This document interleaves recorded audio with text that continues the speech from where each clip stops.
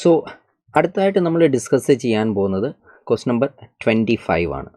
Okay, so ഈ ഒരു question എന്ന് പറയുന്നത് നിങ്ങൾ ശ്രദ്ധിച്ചാൽ മനസ്സിലാകും. ഇത് നമ്മളോട് ചോദിച്ചിരിക്കുന്നത് ഫ്രം ദ ചാപ്റ്റർ ഏതാണ്? സിമ്പിൾ ഹാർമോണിക് മോഷൻ ആണല്ലോ. So this is from the chapter simple harmonic motion and ഇതിൻ്റെ സബ് കൺസെപ്റ്റ് അല്ലെങ്കിൽ സബ് ടോപ്പിക് ആയിട്ട് വരുന്നത് മറ്റൊന്നുമല്ല, displacement of A particle during simple harmonic motion. അതായത് സിമ്പിൾ ഹാർമോണിക് മോഷനിലെ തന്നെ ഡിസ്പ്ലേസ്മെൻറ്റ് കണ്ടുപിടിക്കാനും വെലോസിറ്റി കണ്ടുപിടിക്കാനും ആക്സലേഷൻ കണ്ടുപിടിക്കാനുമായിട്ടുള്ള ഒരു മാത്തമാറ്റിക്കൽ എക്സ്പ്രഷനുള്ളൂ, അതിനെക്കുറിച്ച് ഡിസ്കസ് ചെയ്യുന്നതാണ്. So displacement of A particle executing simple harmonic motion, അതാണ് ഇതിൻ്റെ സബ് ടോപ്പിക് എന്ന് നമ്മൾക്ക് പറയാൻ പറ്റുന്നത്. സോ ക്വസ്റ്റ്യൻ എന്താണ് നമ്മളോട് പറഞ്ഞിരിക്കുന്നത് നമുക്കൊന്ന് ശ്രദ്ധിക്കാം മക്കളെ. ക്വസ്റ്റ്യൻ പറഞ്ഞിരിക്കുന്നത് എങ്ങനെയാണ്? A simple harmonic oscillator has an amplitude capital A and time period 6 pi second. Assuming the oscillation starts from its mean position, the time required by it to travel from x equal to a to x equal to under root 3 by 2a will be pi by x second എന്ന് പറഞ്ഞിട്ടുണ്ട്. അങ്ങനെയാണെങ്കിൽ where x is എത്ര എന്നാണ് ചോദ്യം. So ഒരു കാര്യം ഇവിടെ ശ്രദ്ധിക്കുക, ഈ ക്വസ്റ്റ്യൻ എന്താണ് പറഞ്ഞിരിക്കുന്നത്? നമ്മുടെ കയ്യിൽ നമ്മൾക്ക് ഒരു സിമ്പിൾ ഹാർമോണിക് മോഷൻ്റെ കേസ് തന്നിട്ടുണ്ട്. ഓക്കെ, ഈ സിമ്പിൾ ഹാർമോണിക് മോഷനിൽ ഇതിൻ്റെ ആംപ്ലിറ്റ്യൂഡ് എന്ന് പറയുന്നത് ക്യാപിറ്റൽ എ ആയിട്ട് മാർക്ക് ചെയ്യുമ്പോൾ ടൈം പീരീഡ് എന്ന് പറഞ്ഞ് നമ്മളോട് തന്നിരിക്കുന്നത് എത്രയാണ്? 6 pi സെക്കൻഡ് ആണ് പറഞ്ഞിരിക്കുന്നത്.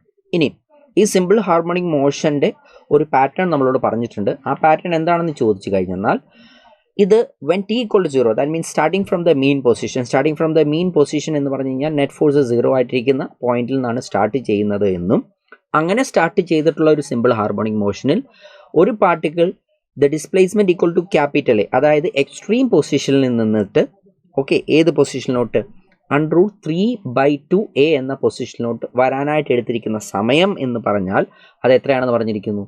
pi by x സെക്കൻഡ് ആണെന്ന് പറഞ്ഞിരിക്കുന്നു. അങ്ങനെയാണെങ്കിൽ എക്സിൻ്റെ വാല്യൂ എന്താണെന്നാണ് ചോദ്യം. ഓക്കെ, സോ നമ്മൾ സിമ്പിൾ ഹാർമോണിക് മോഷനെ കുറിച്ച് സ്റ്റഡി ചെയ്യുന്ന സമയത്ത് നമ്മൾക്കറിയാം അത് ഒരു particle moving in A circular path, അതിൻ്റെ പ്രൊജക്ഷനുമായിട്ട് കമ്പയർ ചെയ്തിട്ടാണ് നമ്മളതിൻ്റെ അനാലിസിസ് നടത്തുന്നത്. ഓക്കെ, സോ അതേ പാറ്റേണിനെ ഞാൻ ഈ ക്വസ്റ്റ്യനിലും ഡിപ്പെൻഡ് ചെയ്യാൻ പോവുകയാണ്. സോ നമ്മളോട് പറഞ്ഞിരിക്കുന്നു the time taken to move the particle from അല്ലേ x ഈക്വൽ ടു, ഇവിടെ x എന്നല്ല, x equal to capital A to x equal to എത്രയാണ്? √3a/2 എന്നുള്ളതാണ് ചോദിച്ചിരിക്കുന്നത്. സോ ഇതാണ് x ഈക്വൽ ടു a എന്ന് പറയുന്ന പൊസിഷൻ. സോ ഈ പാർട്ടിക്കിൾ ഇവിടുന്ന് ട്രാവൽ ചെയ്ത് ഉദാഹരണത്തിന് ഇവിടെ എത്തിയെന്ന് വിചാരിച്ചുള്ളൂ.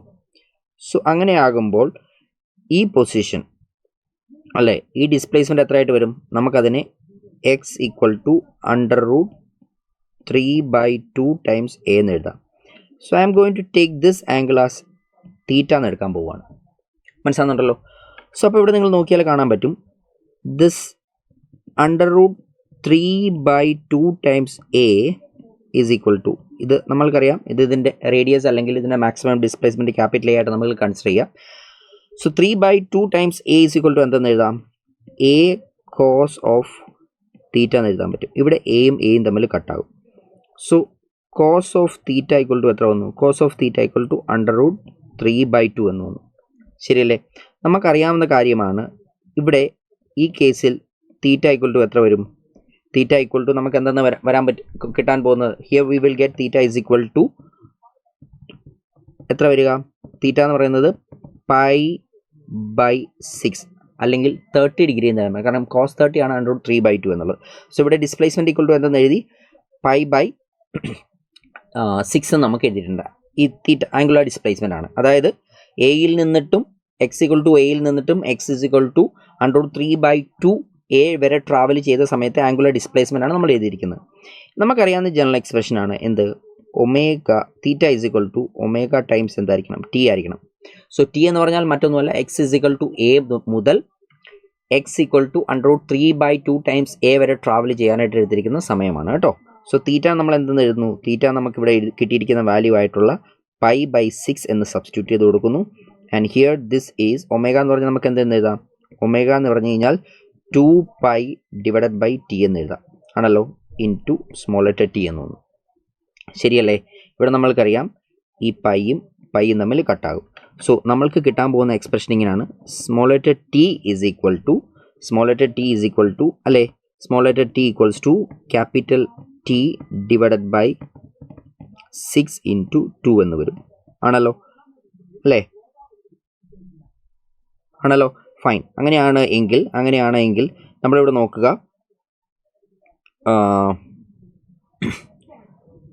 ഇവിടെ നമ്മൾ ഇനി വാല്യൂ സബ്സ്റ്റിറ്റ്യൂട്ട് ചെയ്ത് കൊടുത്താൽ ടീൻ്റെ വാല്യൂ നമുക്ക് എന്താണ് കിട്ടിയത്? ടി ഈസ് ഈക്വൽ ടു 6π എന്നാണ് അല്ലേ? So 6π divided by 6 into 2 is equal to time T എന്ന് വന്നു. ആ ടൈം ടി ഈക്വൽ ടു നമ്മളോട് പറഞ്ഞിരിക്കുന്നത് പൈ ബൈ എക്സ് എന്നാണ്.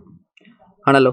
സോ ഇവിടെ 6ഉം 6ഉം കട്ടായി പോകും. സോ ഇത് നമ്മൾ കമ്പയർ ചെയ്യുകയാണെങ്കിൽ pi by 2 is equal to pi by x എന്ന് വരും. അങ്ങനെയാണെങ്കിൽ എക്സിൻ്റെ വാല്യൂ നമ്മൾക്ക് എന്തെന്ന് കിട്ടി? എക്സിൻ്റെ വാല്യൂ നമ്മൾക്ക് 2 എന്ന് കിട്ടി.